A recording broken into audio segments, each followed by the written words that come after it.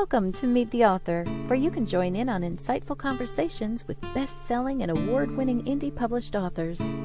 Your hosts today are Rob and Joan, who themselves are indie published authors, book publicists, and paranormal investigators with Tampa Bay Spirits, based in Tampa Bay, Florida.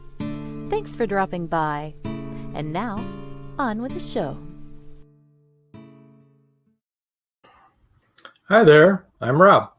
And I'm Joan. Glad to have you join us tonight. Sorry we've been missing the last 2 weeks. We had 2 shows, but of course they were pre-recorded. If you haven't watched them already, we have Caleb and Linda were on last week. Kayla and Linda, I'm sure you've seen before. And the week before that was PG Man. It'd be worth watching those shows if you haven't watched them yet. You can find them on indiebooksource.com. You can go down in the first 3 lines that you get after you click on to Meet the Author page. You'll see places to watch it. And you go down further, you can watch it on our YouTube. And if you do, subscribe to us because it's pathetic how few followers we have. We need subscribers. We do. But Caleb and Linda have some exciting news. They are doing an anthology of something. It's something I've never heard of before, and they never have either. They may be the first to do it, so that's interesting. And PG Man is an Italian author living in Finland who writes in English. And so she's a multifaceted, multi-talented person. And if we hadn't done that pre-recorded, we could never have had her on the show because of her work and then the time difference. And hello, Ronnie. Welcome to the show. Glad to see you here. Okay, so maybe we should get started. Yes. What do you think? I Okay. think so. Now that we're back, we're not on vacation anymore. No. Our writing getaway. That's what that was. Okay, 2 authors tonight. Second half hour is going to be author Joe Broadmeadow, and he's got a lot of wonderful things to talk about. Mm-hmm. And our first author is James Rickkard. And why don't we, without much ado, why don't we bring him on in? Yep. Hi, James. Hi, folks. Welcome to the show. Thank you. Nice to be here. It's good to have you. We often have you in the audience, and it's nice to have you on the show for a change. Now I can put a face to the name. Yeah, exactly. And go. James, you are a multi-genre author, and actually Joe, who will be on next, is also multi-genre. So that's really Super. cool. Okay. But first of all, why don't you tell us a little bit about yourself and how you got started writing? Okay. I'm from a really small town in West Virginia called Philippi, West Virginia. First land battle of the Civil War. I lived here. I was born and raised here, moved to Pittsburgh, and I came back here a few years ago and got real serious about my writing then. I started out writing when I was about, I don't know, like 8 or 9 years old, something like that, maybe 7 or 8. And never got real serious about it till I moved back, though. Oh, look, George says I'm here more or less. Hi, George. I know, Hey, George. The big Texas welcome to you. I know. I'm sorry, George. I'm sure you've been so busy. We noticed you've had lots of rehearsals and everything for your upcoming movie, Siren Song. So welcome. So which book was your first one, James? My very first one was, oh gosh, I got it right here. Grandpa Wore a 6-gun. It's an out Western story. It took me about 10 years to write. Maybe I started before I moved back. Anyway, it took me a long time to write it. It's not very true. The only real truth of the story is it's about a guy who was born in 1870. Now, my grandfather was born in 1870, and you think, wow, man, it's like that. That's way back there, but he didn't pass away until 1953, if you can believe that. So I always look at it this way. Can you imagine all the history that guy saw? Like, aside from the cowboy days, which I mentioned in my book, you got to think it's like he saw the advent of the airplane, a couple of world wars, the rise of communism, the beginning of nuclear energy, so even television. Now, Caleb said, James is fortunate. There are a lot of great stories lurking in the hollows of West Virginia. Well, that's true too. Yeah. That is quite true. And Caleb, we just mentioned that if people hadn't tuned in last week, they need to check out your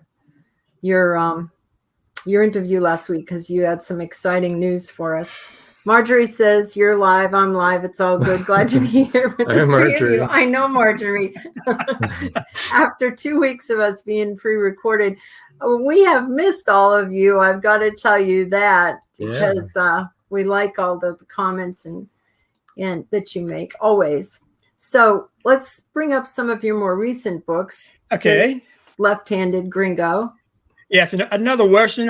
I kind of like that story. I liked it when I wrote it, and I still like it. Well, it's a Martin Carter short story, right? Yeah. If it's Carter, it's got to be good. There you go. That's what I'm thinking. There you go. Yeah. See, the way I wrote that story is like I came up with a dynamite title, and then I had to write the story.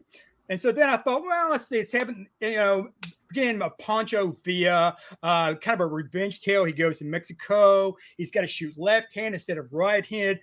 An American in Mexico, gringo, left-handed because he's shooting left-handed. He's been wounded in the right side. So it all kind of flowed together after a while.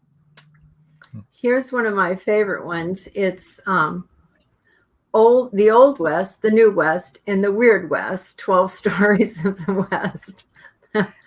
That's an incredible little book. It sells pretty well, but not great. But I will say that is really a history of my writing. I've got the first Western in there that I ever wrote. Let's see. I've got a story in there also that was a bedtime story for my son when he was a little boy. He's 33 now, Yeah. And here's a different genre, My Pet Zombie, Life in the Coal Zone. Yeah, I'm not really a zombie buff, but the story was in my head, round and round, and I'm the kind of guy, I got to get the story out before I can move on, So I kind of had to write that one to move on. Oh, that's interesting. I can kind of let stuff percolate for a long time. I don't need to get them out real fast. I wish I could let stories percolate. I like the idea of doing that. The trouble is, I'll go to bed every night, trying to think of other things. And I said, and then I could have him do this, and I could have him do that, and this would happen. And it kind of wrote itself, really. That's awesome.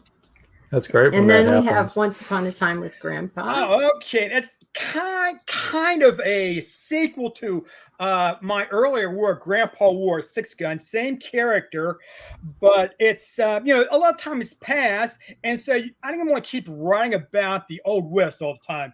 And I want the character to grow. And so it's like 1927, 28, I forget which it is. And he becomes involved looking for whether or not Butch Cassidy actually died in South America. And so he's an investigative journalist, and he goes down and tries to find out and gets involved in Butch Cassidy's nefarious activities. Oh, cool. Now, aren't you distantly related to either Butch Cassidy or the Sundance Kid? Butch Cassidy, both of them.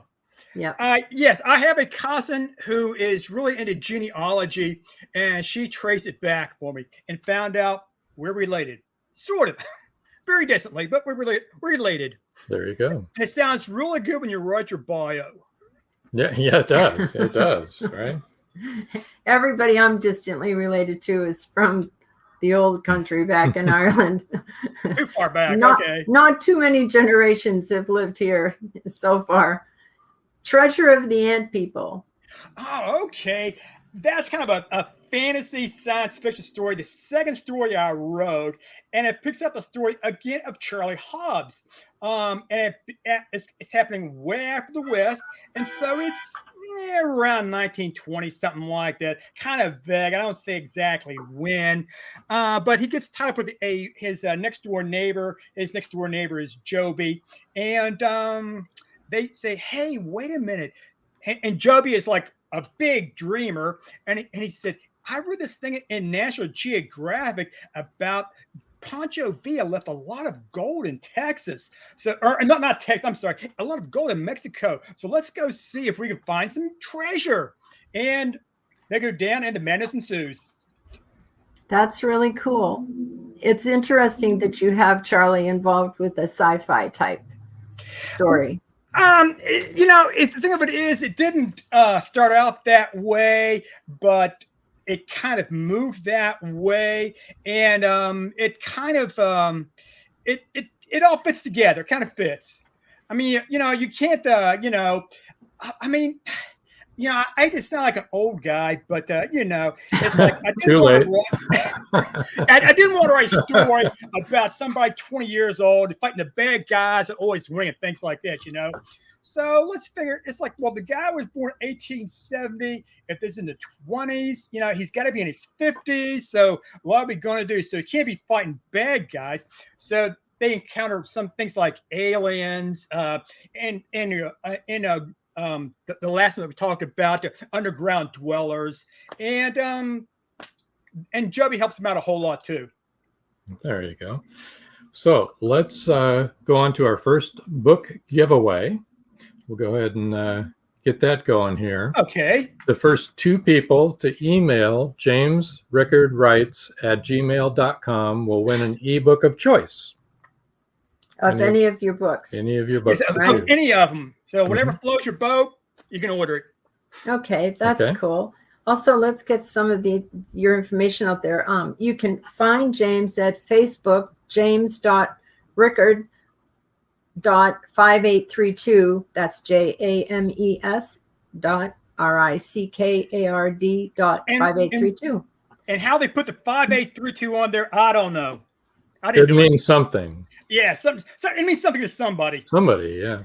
And now here's your alias. Twitter is at Liam and 82987044. So that's Liam, LIAM, capital AND. The number isn't like a convict's number or anything, is it? So No. Liam and some convict. See, what I was doing during that period when I signed up on Twitter, I didn't know if I really wanted to expose my true identity or not. So I was using a false identity. Liam Anderson. There you go. Yeah. Oh, I see. Liam Anderson. That was your nom de plume. Yes, nom de plume. Perfect. Or your pen name or your pseudonym, however you want to say it. Oh my goodness. Hey, Tom Nally. How are you? This is Tom's World. You can find him on YouTube. Or Tom's Chair. Tom's Chair might be there. Well, he might not be. We've been on many podcasts with Tom where all we saw was an empty chair. Right, Tom?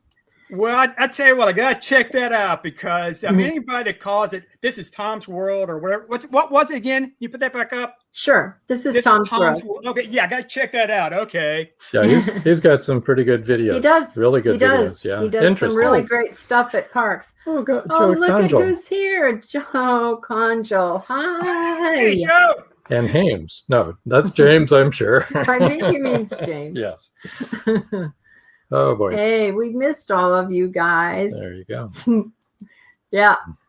Well, LMAO, Tom's chair. Tom's chair. Well, Tom, that has happened more than once. There you go. It's been fun every time. So, James, what do you got? What do you got coming up? Anything? Any plan on the drawing board there? Fact, I'm working on. Hold it still. You're almost there. Return of the Ant People. I can read it. I like that. Okay, yeah. Return of the Ant. I haven't published it yet. I just got the mock-up of it here. That's the sequel to this. That's right. Yes. Well, looks good. It does. Thank you. Something to look forward to. So I take it that Charles gets into trouble with them again. Exactly right. Now, cool. This is even better because this time the story also, now it still involves Joby, but it also involves his wife. So you get a little bit, going to all different markets and that kind of thing, trying to appeal to different audiences. Right. So now Tom said, I should have a live stream that goes overnight with just my chair, a new channel called This is Tom's Chair. That'd be a journal. Right, journal. Oh, this guy's already cracking me up. Yeah. Oh, he's a funny guy. really funny. We liked him. Though, to tell you the truth, his YouTube is about a park that he's helping to renovate and get planted and stuff. So it's actually very serious. Yeah. Believe it or not. It's actually a serious thing. It's a very serious YouTube channel, but very enjoyable and beautiful if you like taking walks through parks and seeing. Sorry, that was my Boston coming out. Taking walks through parks. Parks. The rest of you would say parks. The Harvard Yard. Yeah. Yeah, I started a YouTube channel not too long ago, but I'm kind of bummed out because it's like they won't put a subscribe channel or a subscribe button right next there. You know, you've got it says analytics and something else, but the little red subscribe button's not there. So I stuck one on each video, and I don't know if it works or not. Yeah, that's what ours have our logo is down in the lower right hand corner when you go to watch something, and it says subscribe. If you click that, you subscribe. What, to our YouTube channel? It isn't working very well. No, well, people don't really know that. I think I didn't know that. It's all so. Oh, I guess I'll put that on there. Exactly. Yeah, and then they say contact us. I guess this is our night to rag on YouTube. Then it says contact us. The trouble is, there's all this stuff on there that says YouTube doesn't get back to you when you do try to contact them. So I contact him just to be on the safe side. There's our page, everybody. 40 subscribers. That's proof right there. All right. Okay. We need to pump that up. We need to boost it up a little bit. That's our YouTube channel. That's very sad. It is really sad. But actually, our show plays on another YouTube channel, the radio station's YouTube channel. And then we upload later, the next day, we upload it onto ours. So we have everything's all in one place. Yeah. But it's also on the radio station's YouTube channel, yeah. Which is what is broadcasting right now. Yeah. I'm not real sure like how I watch it live. All I know is I type in Meet the Author podcast and it takes me there. There you go. Caleb says, I'm partial to his windmill portal. Portal? Yeah, portal, yes. Oh, okay. I live only a half hour away from Aurora and have written many stories about the spacecraft crashing into Judge Proctor's windmill. Okay. Yeah. Did you know about this, James? Yes, I did, as a matter of fact. Yeah. Oh my goodness. That wasn't that in Texas? Yes, Aurora, Texas. Aurora, Texas. Yes. That's amazing. And they gave the poor little fella a good Christian burial. That's right. That was in the newspaper. Poor little fella. That's what they call him. I can't he had a name, and I can never remember his name. I can't either, but they buried him with a simple name. It's a simple name, like Don or Bill or Joe. Yeah, Bill or Ed or whatever. Diane says I need to check and see if I'm subscribed. Ned? Yeah, it could have been Ned. Thanks, Diane. Thanks. Yes, I love that story about Aurora, Texas. When we have Bob and Jim back, we'll have to talk about that. Well, let me elaborate on that a little bit then, the way that it ties into windmill portal. It's like, it's like the idea of a portal is kind of like a hallway, and that's how the UFOs get into Earth. Instead of traveling all the distance, they just come through a portal. But right after right after Charlie Hobbs gets married, he's on his honeymoon, and they see a flying saucer, except they're in Ohio. But there's a link between the UFO in Ohio and the one that crashed in Aurora, Texas. And so naturally, he goes down to Aurora and checks things out. Okay. We've never been to Aurora, but have you, Caleb? I'm just wondering, because that would probably be a cool thing to do, wouldn't it, to go visit there?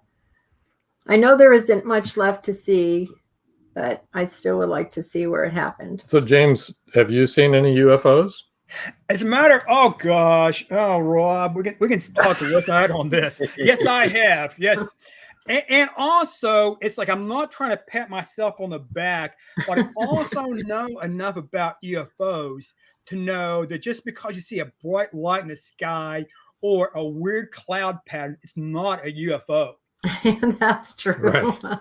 Well, Rob's a retired air traffic controller, so he can tell you for sure that That is very true. That is very true, yeah.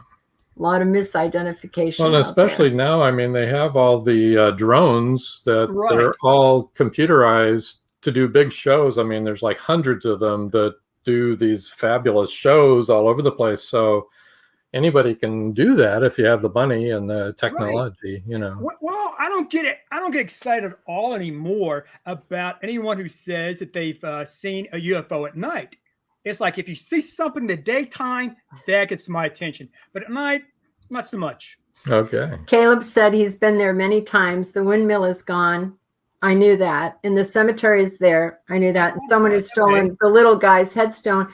I knew that too. And I know that they went in there with LiDAR to check for his plot. And they did find something, but they couldn't get permission. Let's cancel the trip. We're not going. No, I want to go.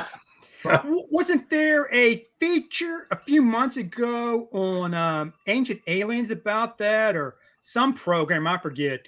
It's been on a lot of documentaries. Joe Conjal says, yes, please have another UFO show. Actually, yeah, those two guys asked to come back on. So yeah, we'll have to do that. And hopefully this time Jim can get a better connection than he had the last time.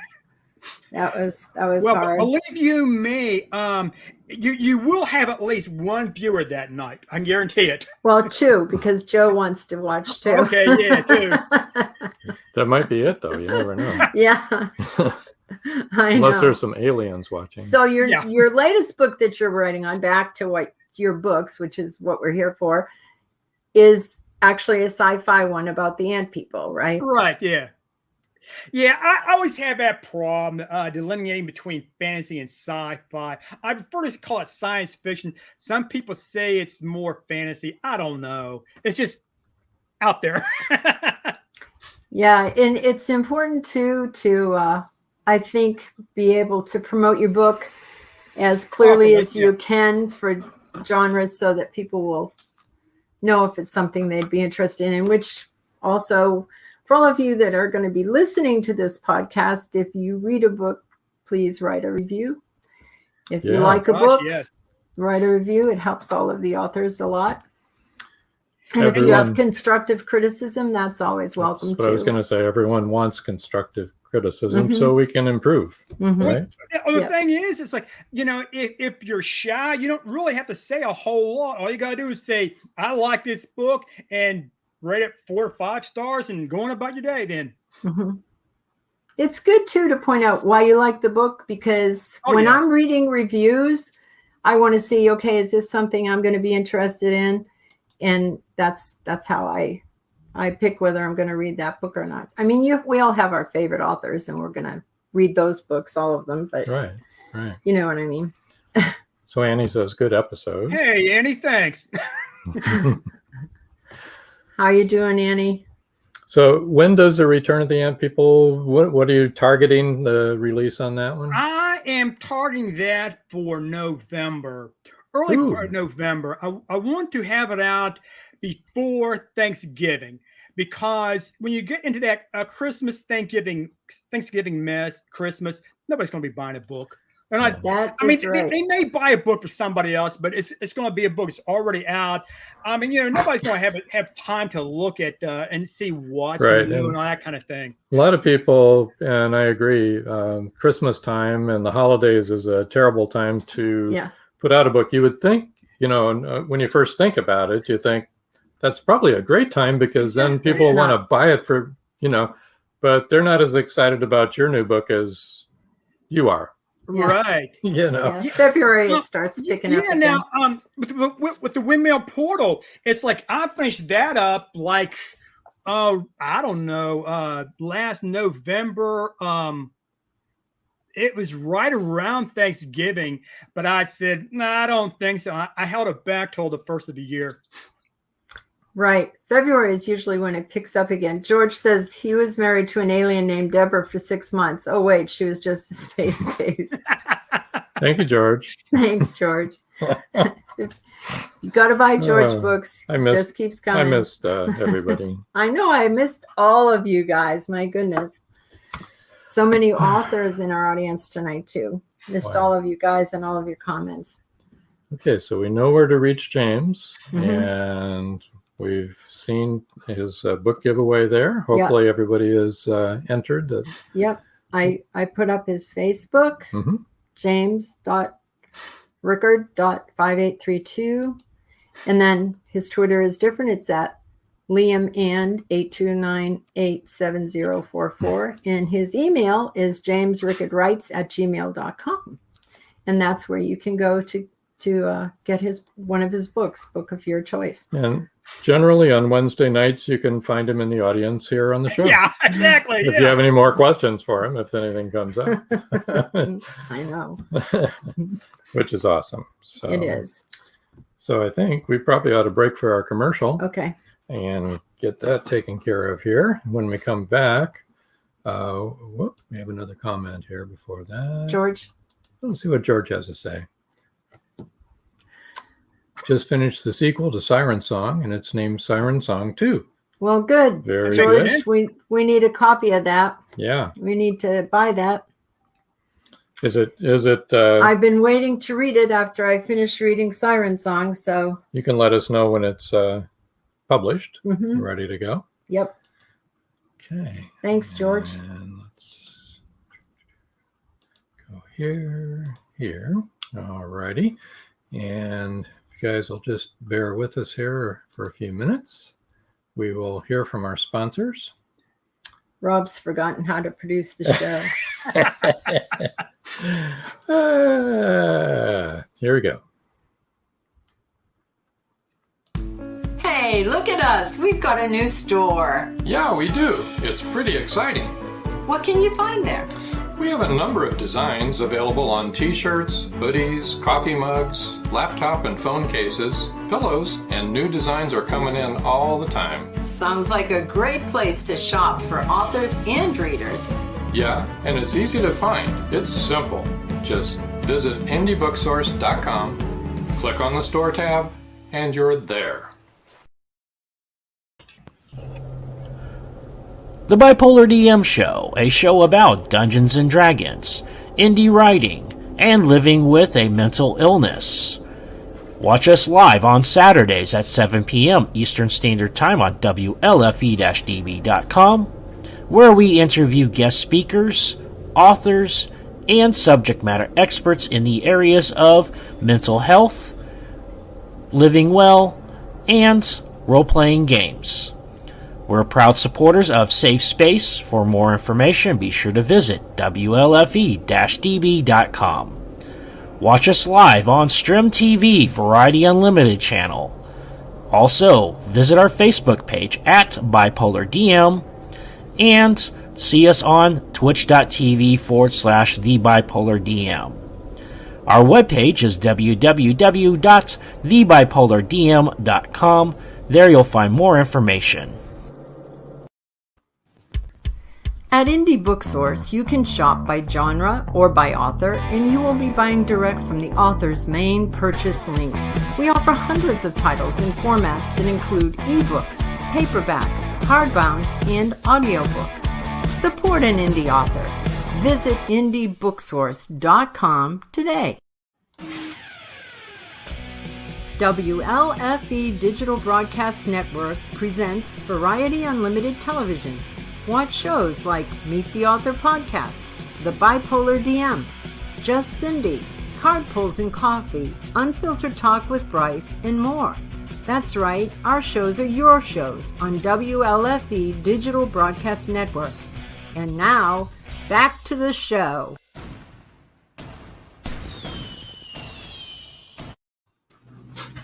Hi, Joe. Hi, welcome aboard, show. Joe. Hey, how are you? Hi, Joe. We're good. Actually, I just wanted to bring up one comment. If you'll give me. Thanks. So Chanel, you said, hello, I missed the live you. LOL. We missed the live you too, Chanel. I was hoping we were still alive. Yeah. I just want to go on record with that. But it was we enjoyed very much both of our pre-recorded shows, but we do miss having you guys in the audience. Yes. And George says that he'll send us the galleys. His book won't launch until July. Okay, but I know he had to waiting. get that in the works because of his movie deal. They wanted two in the hopper. So anyway, Joe, this is your time, so I won't take up any more of your time. You've had very precious. You have quite a storied past. Would you like to tell a little bit about yourself and how you got into writing? And you are very multi-genre, which is a good thing. True. Yeah. Well, I've been writing, much like Jim said, I've been private writing since the first grade. I was very fortunate growing up to have some really excellent teachers, some of whom, believe it or not, I'm still in touch with. They're all about 195 years old, but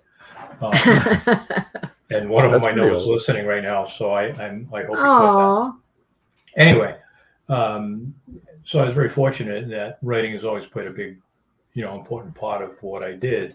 I was a police officer for 20 years after I got out of the Air Force, and as anybody who was a police officer will tell you, being a cop for 5 minutes will give you stories to tell for a lifetime. So, but I wrote when I was on the police department. I would write for magazines and newspapers and various things like that. But I wrote under a pen name because police departments are somewhat rigid structure, and sometimes they don't necessarily take to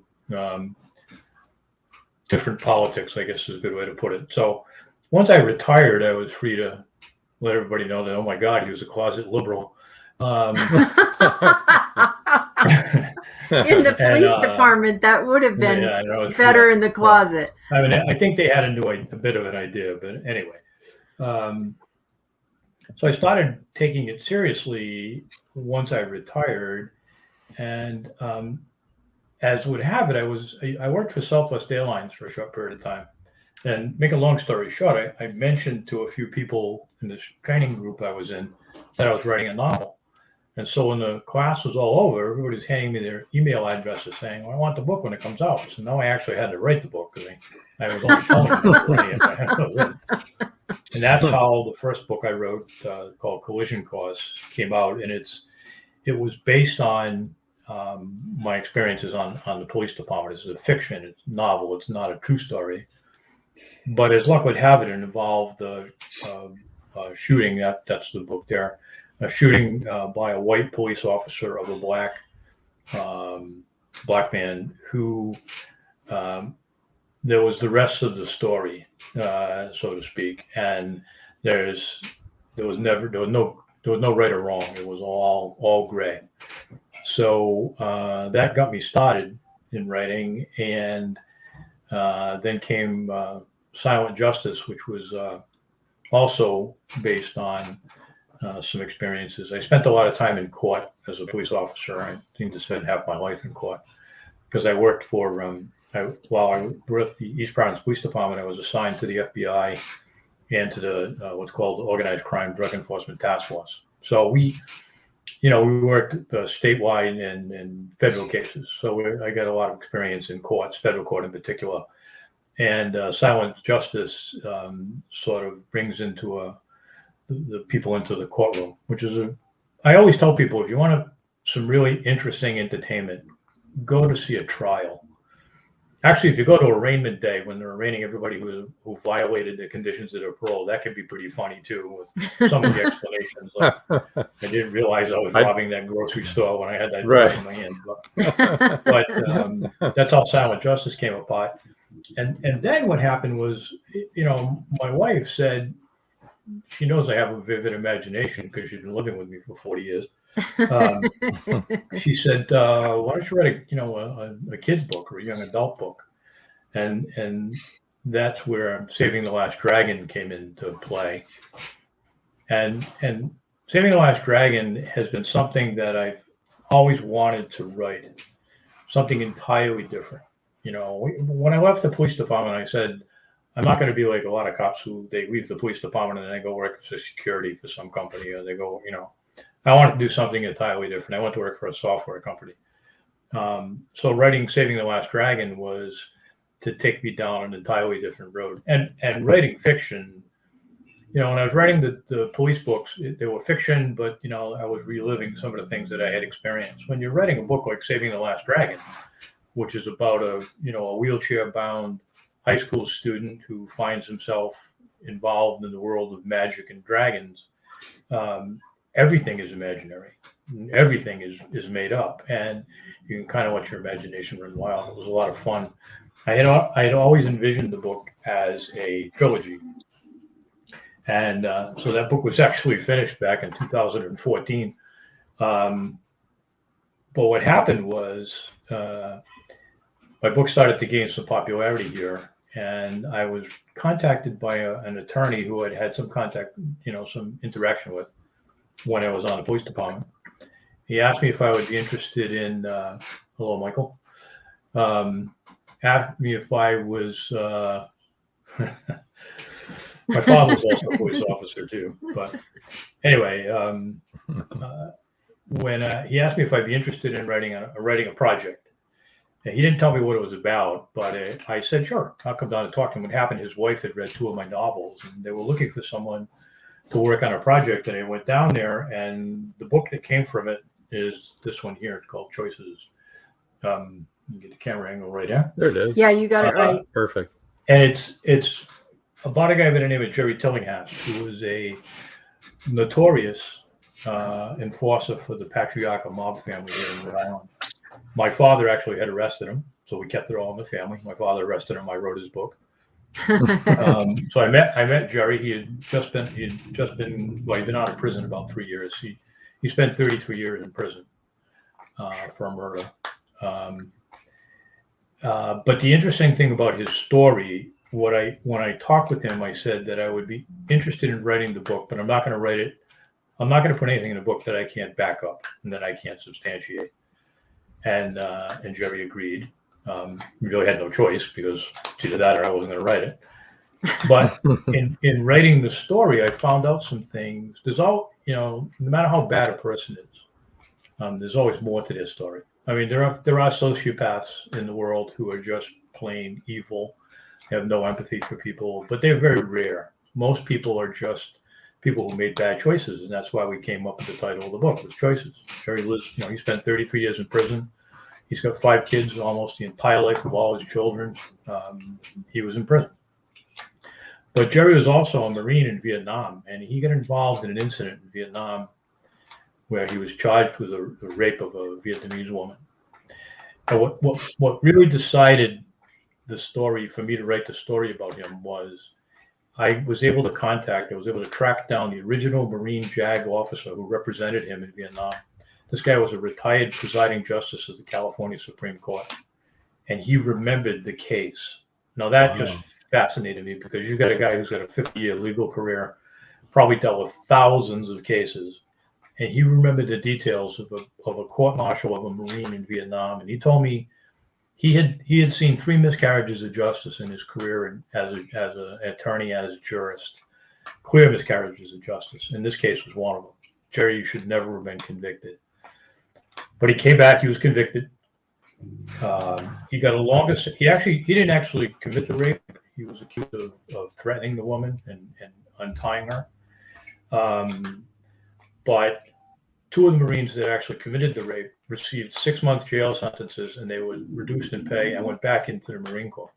Wow. Jerry received a dishonorable discharge, spent a year in prison, and came home a convicted felon. 19 years old, convicted felon. It's a tough kid. What does the Marine Corps teach you to do? They teach you how to kill people and break things. So you don't have a lot of transferable skills from the Marine Corps most of the time. So he got involved with the wise guys. And but the case that I read about in his book, his brother was also convicted with him, and his brother was not in the car. His brother was not involved in that murder. And Jerry ultimately told me he went to jail 30 years. He never said who was involved in that case until his brother died. Brother died as a result of being in prison, was not guilty of the murder. The guy who actually did commit the murder was another wise guy. But Jerry wouldn't give him up until he died. Once that guy died, then Jerry gave the story up. But his brother was not guilty and was convicted. And that's troubling. That's not the way. I don't have a problem putting bad guys in jail. I joked with Jerry. I said that, he was hiding in prison when I was on the police department. He went to prison in 1978 when I went on the job, and he didn't get out till 2003 or 2004. So the whole time I was a cop, he wasn't out on the street. But I wouldn't have had a problem arresting him if he, committed a crime. Right. But the system is not supposed to be you go to prison for something you didn't do. Right. No Well, that's very true. Let's take a short moment here to do your book giveaway. Give people a chance to get in there. Book giveaway is that the first 5 people to email joe.broadmeadow@jebwizardpublishing.com, it's a long one, will win an ebook of their choice. Now, okay. I know that a couple of your books have been optioned for a movie. Is Choices one of those books? Choices is one of them. Yeah. Essentially, the series of 3 books they're about organized crime, and 2 of them have been optioned for movies. One of them has actually already been made into a movie. The guy who I wrote the book about actually produced his own movie. He did a pretty good job. He's now marketing that. But these other 2 books, Choices, and then this book here I wrote, since I had written a couple of books about wise guys. It's just the way it was. It's called It's Just the Way It Was. Mm-hmm. Inside the war on New England mob. This gentleman right here. Yep. You have to think backwards here. It's a guy by the name of Brendan Doherty, who was a former superintendent of the state police here in Rhode Island. I worked very closely with Brendan. He was assigned to the organized crime intelligence unit for a long time, and Brendan and I collaborated on his book. So both of those books have been optioned for. They're actually optioning them for probably based on fiction type syndicated TV show, not so much a documentary as there's a million documentaries on organized crime. So yeah.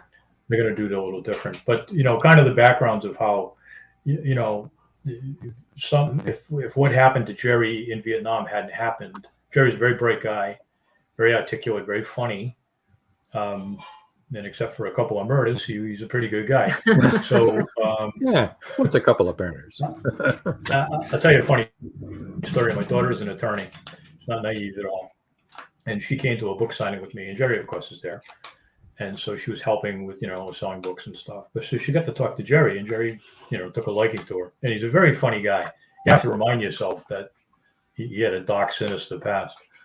But after, my daughter says to me, Dad, I've had a lot of interesting conversations in my life. But when Jerry said, well, the first time I was in prison for murder, that's the first time I ever heard that kind of a conversation. Right, exactly. And the second time I said, how many times have you been in time for murder? And he was like, 6 times, but I was only convicted once. Wow. Sure. Caleb says Joe walks the dark streets and is a brilliant storyteller. And Marjorie wants to know, did the movie stay true to your story as written, or did they make changes to it? Sometimes you hear horror stories about that. Well, I'll tell you, here's my attitude about that sort of stuff. If I have $10 million and I want to make the movie, then I can make the movie any way I want. If somebody wants to pay me for my book and produce the movie, then they can make the movie any way they want. I see a lot of those stories where authors will say, "Oh, they took my book and they ruined it." Well, you wrote a book and you sold it. People bought it and either liked it or they didn't like it, whatever. Somebody else is investing a lot of money in a movie and they can make that movie any way they choose. So I don't get. If somebody is somebody is so dedicated to their work that they're willing to say, "No, thank you. I don't want your money to take my book and ruin it." That's good. But yeah. It's not the money that's really important. I'm more excited by the fact that I can point out to a TV screen someday and say, "Oh, look at that! It says, I wrote that by Joe Broadmeadow, whatever." That's pretty exciting stuff. So that is cool. It is. That is cool. So I'm interested in what you had to say about Jerry. Is it your opinion as a retired Leo and, now getting to know him, that if that had not happened in Vietnam, his life might have taken a different turn? I think absolutely. I do. I think had Jerry, if that had not happened to Jerry in Vietnam, and assuming he survived Vietnam, when Jerry was there in 1965, that was not a good time. Not that there was ever a good time to be in Vietnam. That was one of the least good times to be in Vietnam. Right. Assuming he had survived, my guess is he would have been a career Marine. He's ideally suited for it. He had the attitude. He's a tough guy. He just fit the profile, and that's what drew him to the attention of organized crime when he came back, because he was a tough guy. Raymond Patriarca had, of all the bad things you can say about Raymond Patriarca, who was the head of organized crime here for years, he had an eye for talent. He knew who he could pick, and Jerry was one of those guys. So they groomed him. So I think Jerry could have been. I mean, when you talk with him, again, you have to remind yourself that. I mean, he doesn't want to go back to prison. That life is long gone. He lives. That's why in the book he says, your choices, you make them, you own them, and that's what he lives by. I think he would have been an entirely different. And I think it points out the idea that early intervention on people was very important, and justice. What happened to Jerry in Vietnam was an injustice, and that set a certain tone. What happened to his brother? His brother was a bookie. His brother was probably involved in, stolen goods. He was not a good guy, but he didn't commit that murder. And the way the system is, you don't put people in prison for things they did not do. Right. That's not, but there was an old, there was an attorney by the name of Alan Dershowitz. I'm sure you've heard about. He wrote a book a long time ago. Oh, yeah. I think it's called For the Defense. Brilliant attorney. But one of the things he talks about, in the rules of the criminal justice system, is he has a list of all these rules. And, the rules are like the cops lie, the attorneys lie, the defendants lie. All the judges know this. They just pick the best liar. But one of the things he says is the rules do not apply when it involves organized crime. When it's organized crime, all the rules are off. All the rules are off. And that's not the way the system's supposed to work, because who gets to decide that? I've gotten a lot of compliments. There's a couple coming through here right now about some of the things I've written, but I've also gotten quite a lot of heat from some old school cops who are not really thrilled with some of the songs I've written about them. But the truth is the truth, and that's that's the way the truth come out. The truth needs to be out there. Yeah. Exactly. Joe says you've had a fascinating life, leaving you with a deep well of story ideas. Diane mentioned that you have a good number of books listed on Amazon. And Marjorie wanted to say that you had a good answer and a great attitude about the movie and having your book made. And to kind of jump back quick I wanted to just mention one more thing about Saving the Last Dragon. I had always planned it as a trilogy, and now I'm finally getting to the point where it's already sort of outlined out. I tend to be by the seat of the pants writer, but I had to map this out because it's a little bit more complex than just a simple story. But I'm excited about that because that's where writing is fun. As you mentioned, I have a publishing company as well. I work with a lot of different independent authors. But I'm really selective about the books that we take on. We don't take on everybody who wants to just, publish a book.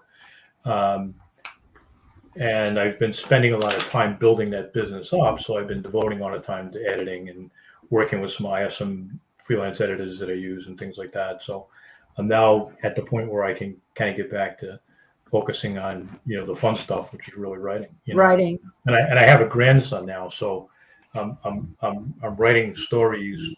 Well, right now he's only 5 months old, so he's not really writing the story with me, but I am putting him down as the co-author on all the books that I'm I wanted to put this back up again. Deb was Publishing books with character. That's the logo for his publishing. Did we go through all his contacts? Nope, we did not. We need to do that then. Diane says, I really read books, but listen to a lot of audiobooks. I've put your book, Silence Justice, on my wish list for future read. Very nice. That's great. Thank you, Diane. I really, that's one of, if I had to pick, if I only could have one book, it would be a hard choice. But if Silent Justice would be in the running, because it's a great story, and it's I get a kick out of when I watch police shows on TV, because the cops, they shoot 5 people before they've had their first coffee, and that just isn't that the truth? If you're a police officer and you killed 5 people, there's something wrong with you. But if you have most police officers, they've never shot anyone. No, and if you do shoot someone, I am telling you that it will tear your heart apart. I don't care what the circumstances are. Yeah. And the statistics are that most police officers who are involved in fatal shootings leave the job within 3 to 5 years because of the psychological trauma. Because you're taking years off, regardless of the circumstances. So. Yeah. But anyway, Silent Justice there's a lot of there's some cop humor in there, but that's the way it is. Well, I'll tell you an example. Just if I have time, as you notice, I don't have trouble talking. When I worked at the software company, I got delayed in traffic one time going to my office, and I walked in and I was a little angry because I don't like to be late. And the secretary says, "What was the matter?" I said, "Oh, it was an accident." I said, "It wasn't even a good one." She says, "It was a bad accident?" I said, "No, it was 2 cars that dented, but they got the 2 lanes of travel stuff down. It's not even a dead body. It's not a good accident." She was looking at me horrified, like, "That's a good accident?" So, that's good. The leftover cop stuff. Well, let me put up some of your information here so people can get in touch with you. His website is joebroadmeadowblog.com, and that's JOEBROADMEADOWBLOG.com. And his Facebook is at Jeb Wizard, JEBWIZARD. His Twitter is at JBroadmeadow. And as we've already mentioned, his email is joe.broadmeadow@jebwizardpublishing.com. So if you want to win one of his books, that's where you should go. So everybody should go and follow Joe and James and support them both. Yeah. Both very talented people. That'd be awesome. There was one more question. I'm really stuck on this, I guess, about Jerry and his brother. So did they come from what we would call a rough neighborhood? He grew up in the south side of Providence, but back in the the 50s, it really wasn't as. I mean, it was a tough neighborhood, but it was tough. Racially mixed.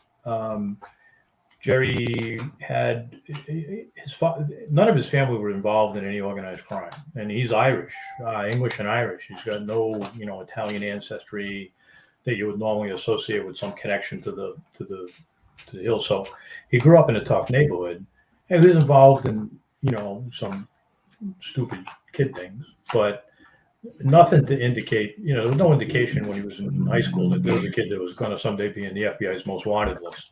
Yeah, and it was just a set of circumstances that that happened. So. And Michael just had this to say: just remember Harriet Lane, good old days. They were. And I grew up. And we grew up in Como. That was. Actually, if you go on my blog, Michael, you can search through. I often write nostalgic things about Harriet Lane. It was a great place to grow up. It was a great neighborhood. Dead end streets and people all in the street, and everybody knew everybody, and nobody had their doors locked. And it was a good place. Oh my God! Right. Right. And that's why that's why I put Saving the Last Dragon takes place in Cumberland. There's a place there called Diamond Hill. It had no diamonds. We used to go up there and dig for years trying to find diamonds and find one diamond. But that's why I based it in Cumberland, just because it was such a great place to grow up. When we all grew up, you could go outside and play in the streets. And in the summertime, I remember all the parents would have a different way of calling the kids home. Some would whistle, some would have bells, stuff like that. It'd be midnight in the summer. We'd be out playing till midnight, and then we'd be called in because it was summer. You didn't have school. Yeah, we were surrounded by woods, so we would go out. Yeah, at we were 8 in the too. morning Too, and not yeah. go back till 6 o'clock. Yeah, at night. your Where about parents the woods wouldn't were? worry about you. But now, You know? now people get abducted in the woods. I know. So it's like, Yeah. We Well, used that's to what doesn't see- happen. But people think it, but it doesn't happen. You know. yeah. We used to see fox in the woods and Yeah, all kinds of sure. stuff, and our parents didn't worry. You know, you go out and play. Exactly. That was Do a it more different, often instead of sitting different inside. life. If you're not inside reading, you should be outside playing. There you go. I'm the Reading kind or of writing. person that I'll read a toothpaste tube if I don't have anything else to read, because I like to read. Yeah, there you go.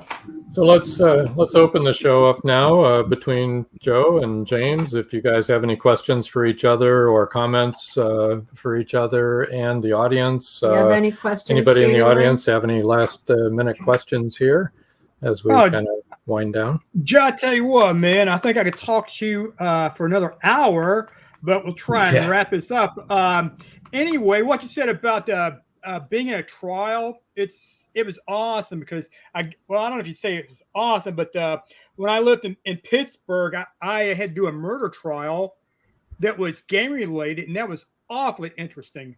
It's like Yeah. everybody griped, right now I live in a small town in West Virginia. I was from a small town in West Virginia, and I was excited as heck, and everybody else griped about being there. So I don't know. But what I wanted to ask though is, you said they're trying to make a movie out of The Choice. Is that correct? Choices, yes. Okay. Well, I was wondering, it's like, are they going to let you help with the film, maybe like as a technical advisor or something else, or did they just bite and say, "See you, bye"? No, well, this is, well, they could have, but no. In this case, they've asked us to be. If you notice on a lot of these shows, you'll see producers, executive producers, assistant Right, executive yeah. producers. That's what all they are, and that's what where the contract has us as technical advisors to the movie. So, well, the Okay. TV show, whatever it works out. It's so yeah, we will be involved in some of that. Great. That's a whole other new world to me. I'm not sure, how. I mean, you could. The contract is, the option is for 2 years with an option to renew it for 2 years. So, this thing could be out there for 10 years before it gets made. But Yep. Then once it gets in the can, it can sit there for a while too. Yeah. So yeah, James, in the books that you write, do you focus primarily on things that interest you, or do you sometimes get ideas from other people and say, yeah, I think I'll run with that? A little bit of both, really. It's something I'm interested in, but also I'm open to anything, changing anything around and making a story out of it.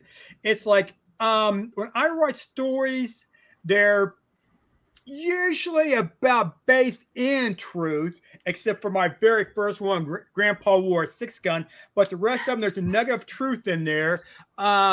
Along those lines, this book, Once Upon a Time with Grandpa, there's a lot of truth in that book. I'd say, it's about Butch Cassidy, and it's probably, I don't know, 50%, 60% true.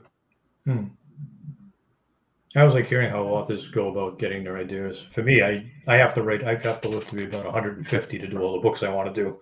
But That's exactly what I was thinking. But you're talking about all the things you've done. So yeah, I said, man, this guy's going to have a wealth of a storehouse in there. yeah. Oh, sorry. Oops. That wasn't supposed to be on the air. Oh, I'm Okay. sorry. Okay, George. Sorry. Sorry, God bless. yes. Have a safe trip. So, James, do you have any advice for new authors? yeah. My advice would be to pay attention to everything. And even when you're young and you're in school, pay attention to what your English teacher tells you. Okay. I don't want to sound like an old fart, but hey, if you're going to be a writer, you're going to need it sooner or later. But at the same time, remember, rules are made to be broken. your teacher may not agree with that, and you may get in a lot of trouble in class and doing it. But if you've come up with a good story, you can still break the rules a little bit. There you go. And Joe, we'll throw that into your arena also for a short answer. If you have any short answers. I always tell people that if you want to be a writer, then write. Sit down. Yeah. 2 minutes a day, 2 hours a day. For me, I get up early. I'm usually up at 5:30 in the morning, and it usually gives me an hour, a couple hours of where I can write, and that works for me. But it's like playing a musical instrument. The only way to get good at it is to just keep writing. Yeah, if you don't practice, and you have to, and you have to read. That's the thing. I've always been I'm one of those people that I read. I always have 2 or 3 books going at a time because I just read all the time, and that's how you find good writing, and that's how you find really bad writing. But sit down and write. How do I write a book? You start by in the beginning and go from there. That's how you do it. I like to read. I've always liked to read since I was little. I like to read. And I mean, I like to read all kinds of genres, and I like to read classics, and I actually even like, Shakespeare. So I like to read. Want to learn about life is in Shakespeare. I love it. Long before the advent of Kindle, I used to travel with almost a separate suitcase full of books. And one year I ran out in the middle of a vacation, which to me is just horrible. And we were at a Marriott hotel I think it was in Barbados, and I ended up reading the Book of Mormon, because that's Marriott is a Mormon. Yes, which was an interesting read. And I've done the same thing. Remember when I did that? Mm-hmm. And also I read he had the Marriott's biography, which was in there, which was rather interesting. Because then I can tell everybody a tidbit that how Marriott hotels got started. No, A&W root beer. Oh, that's amazing. Wow. That really is amazing. Yeah, They drank it at the table? Nope, he had an A&W root beer outside of Washington National Airport back in the 40s, I believe. And he was the first franchise location to get authorization to serve food. He would sell food to the pilots. And that built up Marriott's food service. And if you ever noticed, well, it used to be, I don't know if it is true anymore, but it used to be in almost all the international flights, the food service was provided by Marriott's. That's so interesting. Hotel and went from there. That's cool. I remember we used to go on cruises. Remember, before COVID, you could go on a cruise. Yeah. And Kindle was a blessing for me because you can't carry a whole ton of books on a cruise. No, Kindle is the greatest thing in the world. Mm-hmm. The only bad thing about it is now your thumb can buy another book. So that's a bad thing. But instantly, by the way. Yeah. Exactly. I have some interesting things on my Kindle. Yeah. But reading is an important thing. So we read to my daughter reads to my grandson every night. Every single night they read 2 or 3 books, and he's only drooling on them right now and clawing at them. We'll get the idea sooner or later. But it's a good start. Joe is. Conjal says, great show tonight. Also enjoyed the pre-recorded shows. Thanks, Joe. Yeah, this has been fun. It has been fun. All right. Do you have any other questions or comments I think we're for good. these two gentlemen? Thank you, James and Joe, for joining us. I'm going to push you over to the side. You're welcome. And what else we got here? You got anything as far as... I just want to remind people to like, share, follow, and always comment. We love the comments. Right. And after our show is Inside the Drag Closet. To clear up possible confusion about the YouTube, anybody watching the live show, that's on the radio station's YouTube. Okay. Our channel is under Indie Book Source. So if you just search Indie Book Source, you'll come right to us. And that's where you want to go and follow us too. Besides the radio station, you can follow that one too. Next week, pardon me. Next week, episode 29 is author Verlin Darrow, mystery and paranormal urban fantasy author, and Jack Kriegas, multi-genre thriller, murder, adventure. Both are multi-genre authors. Again, and they're going to be good. So it'll be a fun time, and it will be a live show. Yeah, so be tune sure to in, be here. comment. So until next time. That's all, folks. Thank you for joining us here on Meet the Author. Make sure you stay up to date with our show by clicking like, follow, and share. And you can find us on Spotify, iTunes, and more. See you next time on WLFE-DB.com.